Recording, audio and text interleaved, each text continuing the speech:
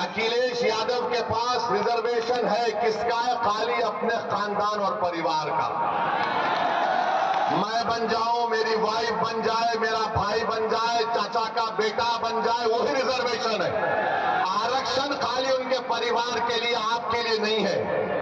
आपको गलतफहमी है। ये समाजवादी कभी भी आपका कोई काम करने वाली नहीं है, मगर आप ये समझते हैं कि क्या करें, मजबूरी है। अरे अब तो मजबूरी नहीं है ना, ये तो पार्लियामेंट का चुनाव नहीं है।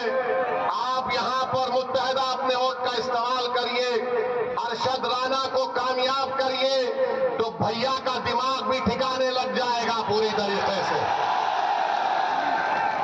पूरी तरीके से दिमाग ठिकाने लग जाएगा। इनको मालूम होना चाहिए।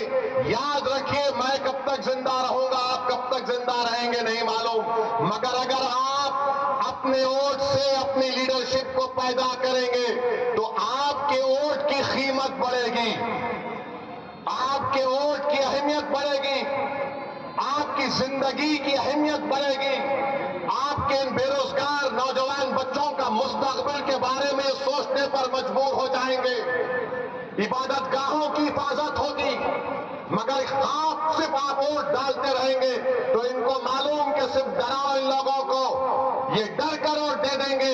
असदुद्दीन ओवैसी आज ककरौली मीरापुर विधानसभा में आकर कह रहा है कि अरशद राणा को डर की बुनियाद पर नहीं, उम्मीद की बुनियाद पर पतंग पर बटन दबाइए।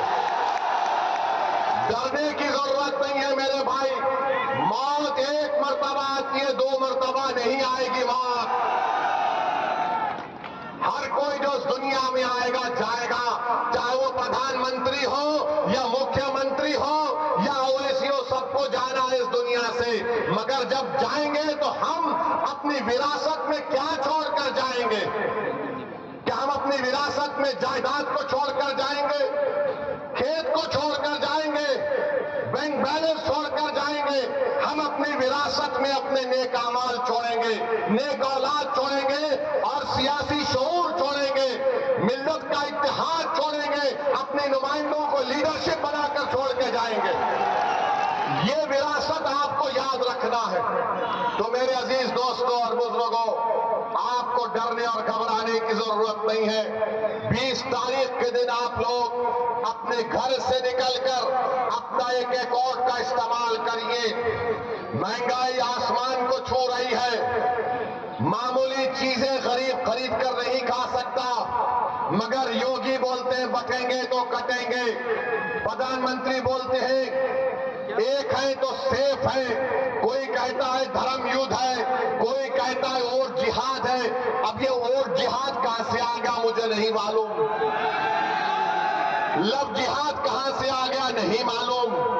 और हम मोदी को और योगी को बोल रहे हैं, अब तुम अपनी जबान से बुलडोजर का तो नाम लेके बताओ। बोलो बुलडोजर के बारे में योगी और मोदी नहीं बोलेंगे, क्योंकि सुप्रीम कोर्ट ने कह दिया कि जिस प्रदेश में, जिस भारत के हिस्से में बुलडोजर इस्तेमाल होता है वो अनकॉन्स्टिट्यूशनल है। वो वहां की स्थिति को दिखाता है कि क्या वहां के हालात है। सुप्रीम कोर्ट ने यह भी कह दिया कि अगर कोई गवर्नमेंट का अधिकारी बुलडोजर लेकर आएगा तो सुप्रीम कोर्ट ने कहा कि वो हमारे अहकामात का उल्लंघन कर रहा है, उसकी नौकरी चले जाएगी। तो बाबा तुम्हारा बुलडोजर चला गया, तुम बुलडोजर लेकर आएंगे, सुप्रीम कोर्ट तुमको सुप्रीम कोर्ट में कंटेम्प्ट की नोटिस देगा।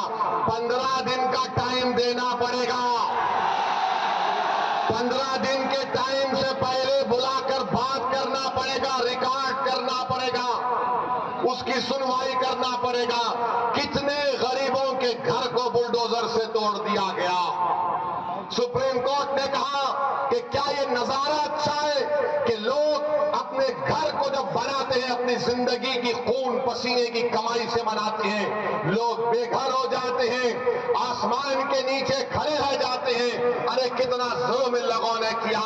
मुझे यकीन है कि अल्लाह उन बेजुबानों का आवाज, जो तकलीफ उन बेजुबानों ने उठाई, अल्लाह इंसाफ करेगा। जो बुलडोजर से हुकूमत कर रहे हैं, इंशाअल्लाह ताला तुम्हें शिकस्त भी होगी तो बुलडोजर शिकस्त होगी।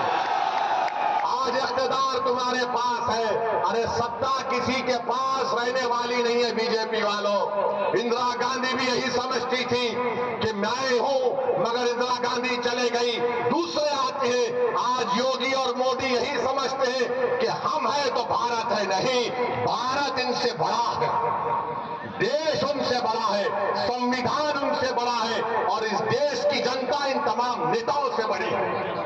मेरे अजीज दोस्तों और बुजुर्गों, मैं आपसे फिर से अपील कर रहा हूं कि आप मजलिस इत्तेहादुल मुस्लिमीन का साथ दीजिए।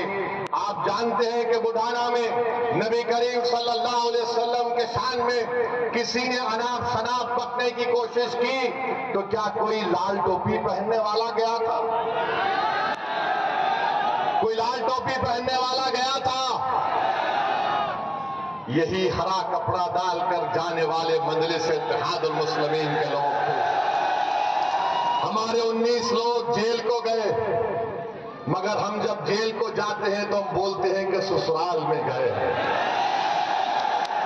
और ये तो हजरत यूसुफ अलैहिस्सलाम की सुन्नत भी है। बड़े बड़े लोग जेल को गए और जब जेल से निकले तो बड़े नेता बने, मगर भैया जेल को नहीं जाते। आजम खान जेल को चले गए, अब्दुल्ला जेल को चले गए, मगर भैया नहीं जाएंगे। भैया के बारे में बोलेंगे रे दरी बिछाओ जवानी कुर्बान। अब मालूम हुआ कि आज रोड शो करने आ रहे हैं। अखिलेश, आपने गलत टाइम लिया यहां पर आने का। अच्छा, मालूम हुआ कि भैया ने कहा कि अब शेर के धार के सामने कुछ नहीं कर पाएंगे, तो कैंसल कर दिए वो। तो इसका मतलब समाजवादी चुनाव हार चुके।